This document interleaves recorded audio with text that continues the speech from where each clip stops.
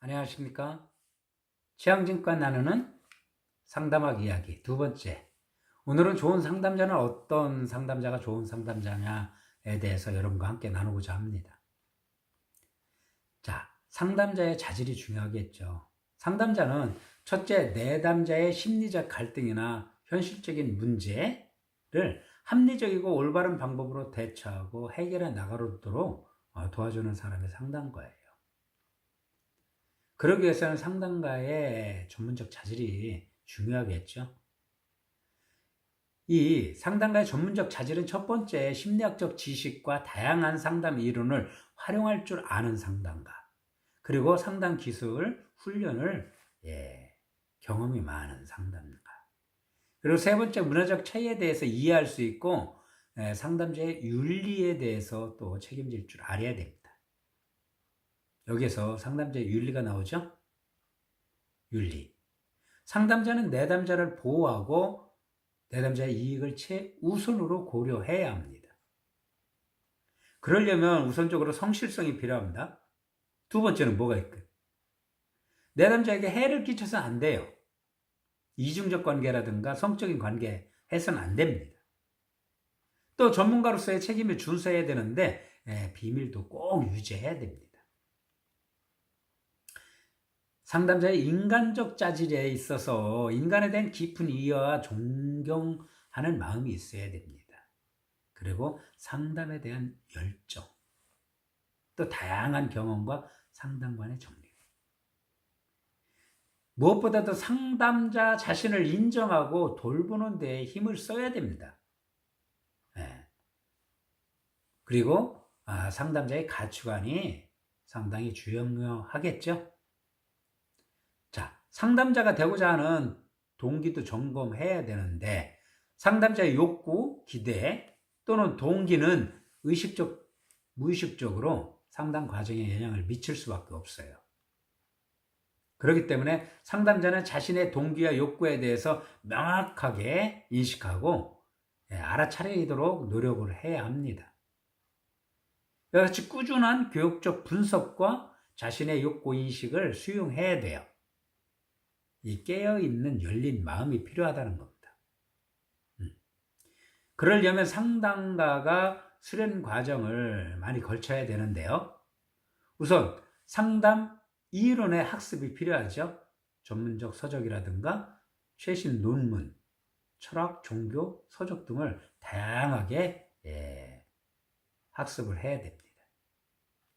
두 번째는 상담 실습이 필요한데요. 개인 상담이라든가 집단 상담, 심리적 검사, 자신도 체험할 뿐만 아니라 많은 경험이 필요합니다.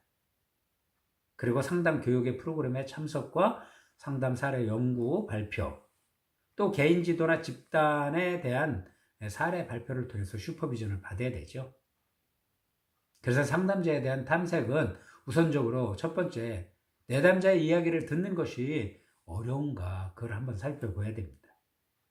상담에 대한 불안한 마음, 또 유능한 상담자로 보이기 위해서 말하는 것을 좋아하는 상담자, 이것은 내담자의 말을 들을 수 없다면 내담자에 대한 탐색이 어렵겠죠.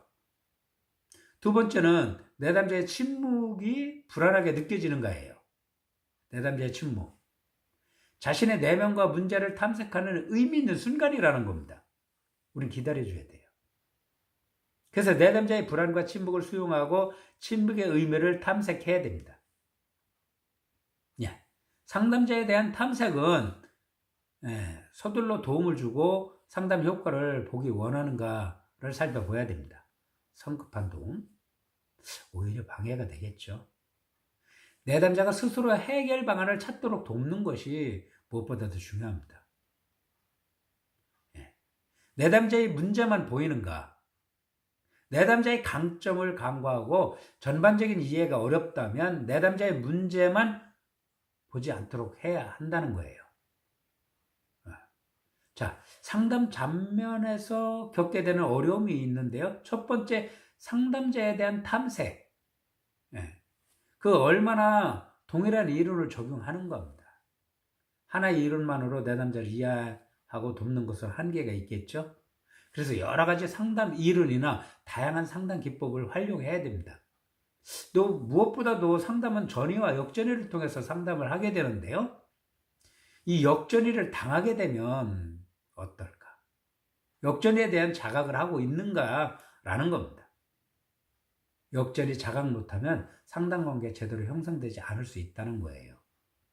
그래서 역전인식, 상담에 활용하려는 자세가 필요하겠죠. 또 7번째는 소진되지 않도록 자신을 돌보고 있는가, 자신을. 상담자의 소진은 우울감이나 고립감, 또 능률을 저하시키는 원인이 됩니다. 그래서 소진되지 않도록 자신을 무엇보다도 돌보는 거에 힘을 써야 됩니다. 내담자에 대한 탐색. 이 상담자가 강한 전이 감정을 보이는가 합니다. 전이. 과거에 부모나 형제와 같은 중요한 사람에게서 가졌던 감정이나 태도를 상담자에게 투사시키는 무의식적 과정이에요. 이 내담자의 전이 감정을 이해하고 숙련되게 다루는 방법 습득이 필요합니다. 두 번째는 이제 상담 장면에서 저항하고 있는가라. 저항은 이 상담자의 관계가 안전한지 확인하는 거예요. 상담자에 대한 신뢰에 시험하는 겁니다. 그래서 내담자의 불안을 이해하고 그대로 표현하도록 돌봐줘야 돼요. 이 세 번째는 상담에 비자발적으로 참여하는 겁니다. 비자발적인 내담자, 변화 동기가 낮고 상담관계 형성이 어렵습니다. 상담 여부 결정에 그에 대한 책임을 스스로에게 있음을 깨닫게 해줘야 되는데 그러질 않을 수도 있다는 거예요. 자, 상담자에게 지나치게 의존하는가를 한번 봐야 됩니다. 의존적인 내담자, 의사결정에 대한 불안이나 결과에 대해서 책임을 전가하게 되겠죠. 또 상담자 성향이 누군가 보살펴 주고자 하는 욕구 충족이 될 수 있다는 거예요. 또 상담자가 내담자의 의존을 강화하고 있지 않는지 관찰하고 또 경계해야 됩니다. 5번째는 지나치게 말이 많은가, 핵심 문제에서 벗어난 말, 깊이 있는 문제 접근이 어려운가를 한번 살펴봐야 돼요. 현재의 감정과 느낌에 초점을 맞추고, 또 6번째는 자신의 감정을 전혀 드러내지 않는 내담자가 있어요. 감정 억압이죠. 시간과 감정 분리, 부정적 감정 표현에 대한 불안, 자신의 감정을 충분히 느낄 수 있도록 도와주는 그런 거. 내담자에 대한 이해, 인내가 필요하다는 겁니다. 자, 오늘은 2번째 이야기 여기서 마칠까 합니다. 편안한 밤 되시기 바랍니다. 감사합니다.